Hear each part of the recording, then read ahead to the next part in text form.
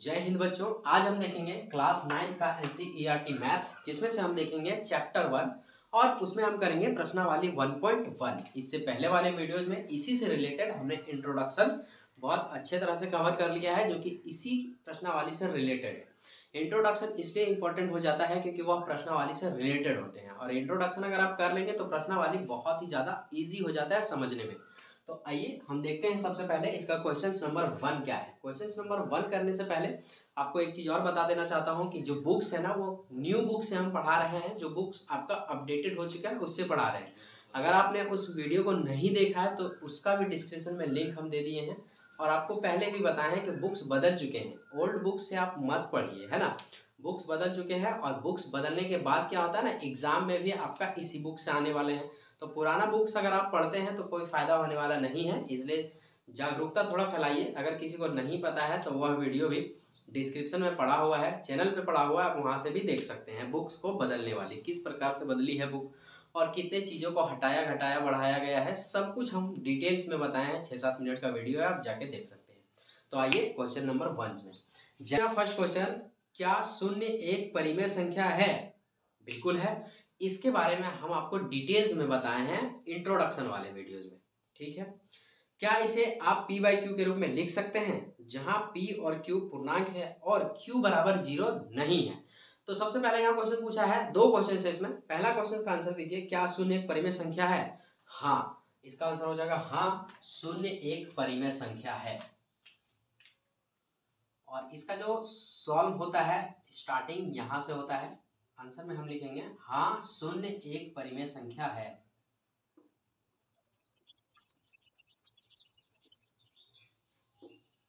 तो ये इसका हो गया करेक्ट आंसर, हाँ शून्य एक परिमेय संख्या है। हमने आपको इंट्रोडक्शन में बताया है कि शून्य को हम परिमेय बोल सकते हैं, क्योंकि शून्य को ना आप ऐसे और ऐसे लिख सकते हो, है ना।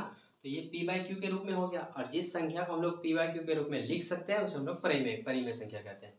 इसको ना हम डिटेल में आपको बताए हैं इंट्रोडक्शन वाले में। अगर आप देखे हैं उस वीडियो को तो आपको तो अच्छा लग रहा होगा। तो ये इसका आंसर हो गया। लेकिन अब कुछ और इसमें ऐड करके बोला है, क्या इसे आप p/q के रूप में लिख सकते हैं? बिल्कुल लिख सकते हैं। लेते हैं, मान लीजिए यहाँ पर बोला है p बराबर बोला है यहाँ पे 0, और q बराबर जो है सो 0 नहीं होना चाहिए। 0 के बदले आप कुछ और लिख सकते हैं।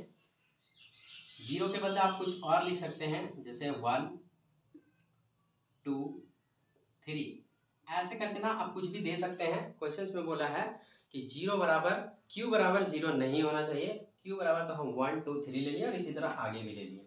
अब इस प्रकार से अगर हम देखेंगे तो यहाँ पे हम क्या क्या लिख सकते हैं, आप थोड़ा ध्यान से देखिए। जैसे हम यहाँ लिख सकते हैं, इसीलिए p/q बराबर, तो p का मान 0 हो जाएगा, और q का मान हम 1 लेते हैं तो यहाँ पे 1 हो जाएगा, या फिर 0/2 हो जाएगा, या फिर 0/3 हो जाएगा। तो इसी प्रकार से आगे भी चलता रहेगा, इसीलिए हम लोग शून्य को परिमेय संख्या कहते हैं। तो इसका जो आंसर है वैसे हाँ में ही देना था, क्योंकि OMR में आपका हाँ या नहीं में आएगा, इतना लिखने की जरूरत नहीं है। क्यों होता है सो हमने आपको बता दिया।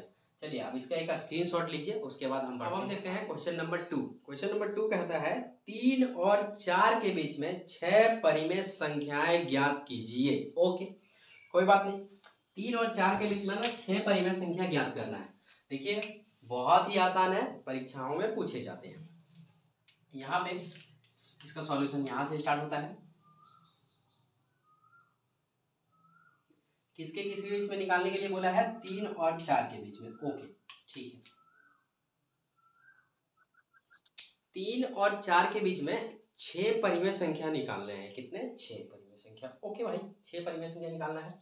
ठीक है, ये कैसे निकालते हैं देखिए। सबसे पहले आप ना इस 3 को ना एक डिस्टेंस में लिखिए, और इस 4 को, 3 और 4 को डिस्टेंस में लिख दिए। ठीक है, क्योंकि इसके बीच ना 6 परिमेय संख्या का संकलन होना जरूरी है, क्योंकि बोला भी गया है। अब आपको करना क्या है वो समझिए।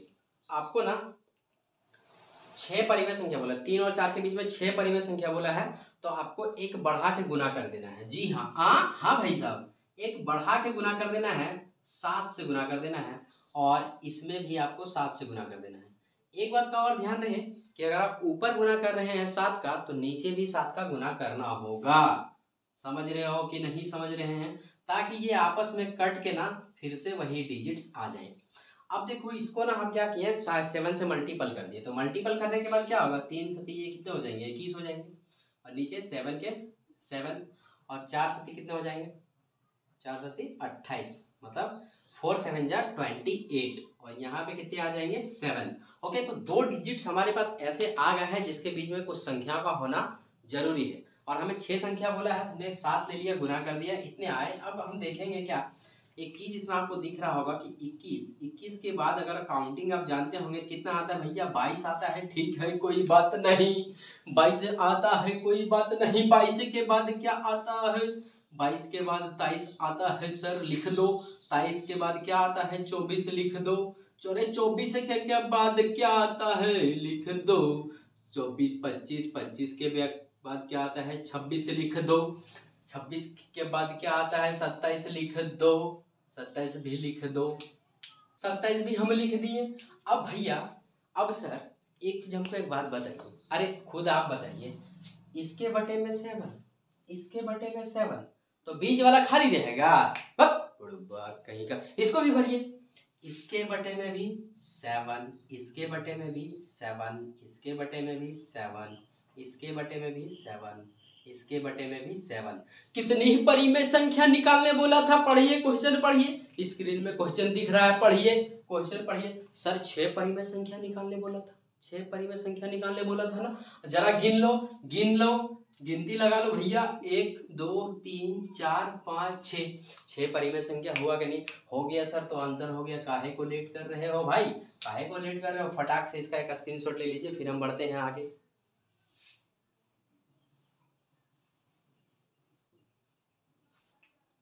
चलिए अब हम चलते हैं 3rd नंबर के क्वेश्चंस के ऊपर।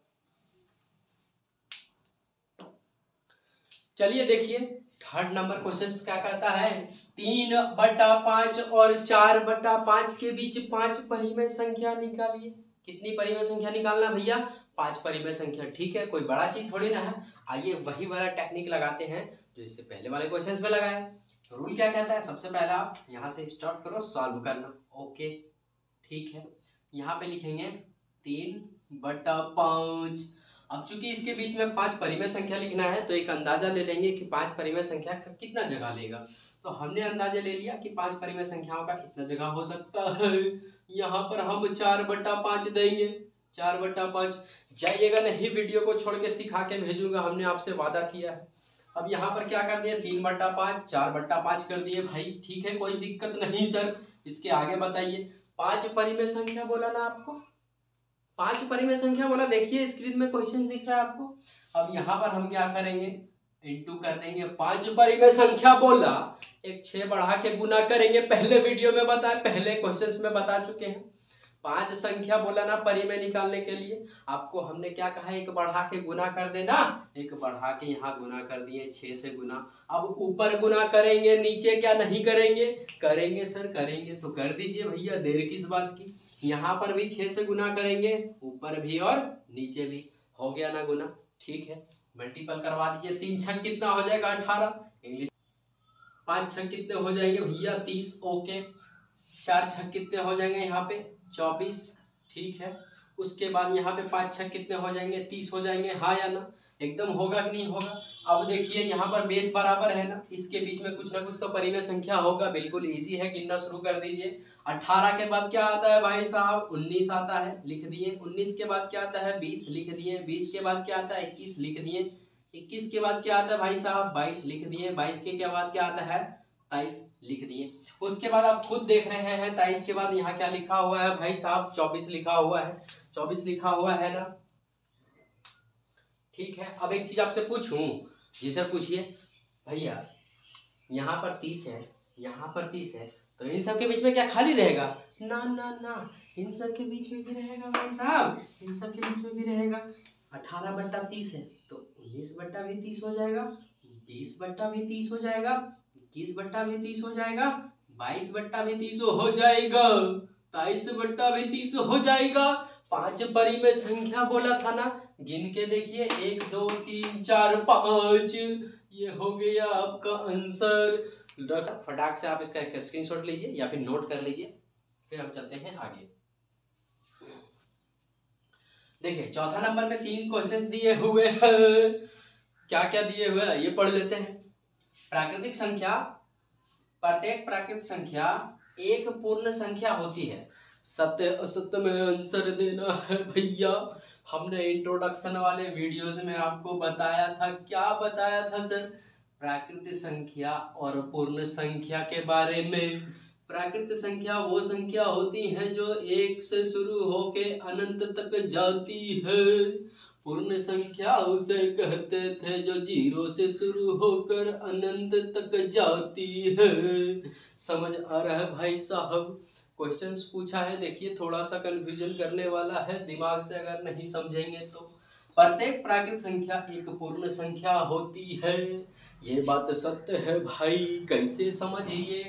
प्रत्येक प्राकृतिक संख्या एक पूर्ण संख्या होती है, एकदम होती है, क्योंकि ये प्राकृतिक संख्या पूर्ण संख्या में शामिल है भैया।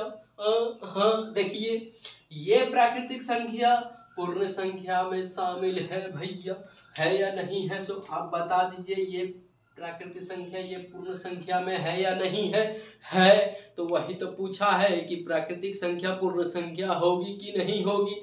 होगी सर। तो ये बताइए, ये सत्य होगा या असत्य होगा? आंसर सत्य होगा। तो यहाँ पे इसका सॉल्यूशन देंगे कि ये आंसर क्या है भैया? सत्य है सर। तो हो गया इसका आंसर सत्य। आइए दूसरा क्वेश्चन में देखते हैं। प्रत्येक पूर्णांक एक पूर्ण संख्या होती है या नहीं बताना है। प्रत्येक पूर्णांक एक पूर्ण संख्या होती है या नहीं बताना है। गलत है, गलत है, मतलब इसका आंसर जो हो जाएगा वो असत्य हो जाएगा। आइए आप लोग भी समझ लीजिए कैसे होगा असत्य है। देखिए प्रत्येक पूर्णांक, पूर्णांक है ना, यहाँ पे क्या आ गया? पूर्णांक आ गया। पूर्णांक के बारे में हमने आपको बताया था लास्ट में। पूर्णांक का मतलब दोनों होता है, प्लस में भी रहता है और माइनस में भी रहता है, जिसे हम लोग पूर्णांक कहते हैं। अब देखिए प्लस में भी होता है और माइनस में भी होता है ना। अब यहाँ पे पूछा एक पूर्ण संख्या होती है, तो पूर्ण संख्या जो है वो 0 से शुरू होती है, और 0 से शुरू होने जो होती है वो कभी माइनस में नहीं होती है मेरे भाई। देखिए यहाँ 0, 1, 2, 3, 4। अब इधर अगर आएंगे तो ये रिवर्स में -1 हो जाएगा, ये -2 हो जाएगा।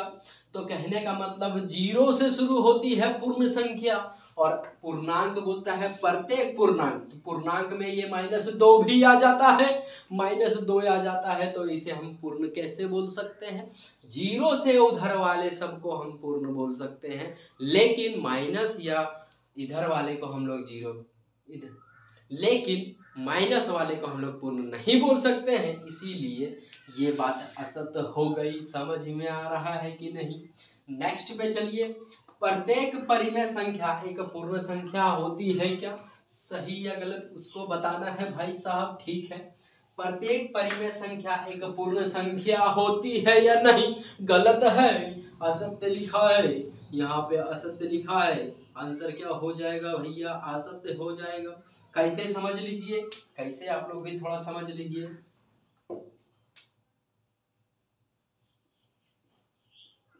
प्रॉपरली दिख रहा है ना? असत्य है आंसर में। अब देखिए परिमेय संख्या का बात कर रहा है ना, यहाँ पे एक पूर्ण संख्या होती है। तो परिमेय संख्या ना भैया, परिमेय संख्या 0 से पहले भी हो सकती है, जैसे -3/5, ये भी परिमेय संख्या हो सकती है। -3/5 ये भी परिमेय संख्या हो सकती है। ये -3/5, ये +3/5, दोनों परिमेय संख्या है। तो ये माइनस वाला ना 0 के पहले आ जाएगा, जो कि पूर्ण संख्या नहीं होगा, परिमेय संख्या नहीं होगा, है ना। तो ये परिमेय माइनस वाला भी कहलाता है और प्लस वाला भी, लेकिन पूर्ण संख्या माइनस में नहीं होता है। दिमाग में डाल लीजिए, पूर्ण संख्या माइनस में नहीं होता है, इसीलिए ये भी क्वेश्चन असत्य हो जाएगा। चलिए फटाक से आप इसका स्क्रीनशॉट ले लीजिए।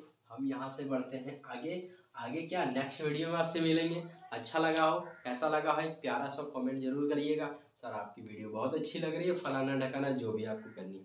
तो चलिए मिलते हैं नेक्स्ट वीडियो में, तब तक के लिए जय हिंद, जय भारत।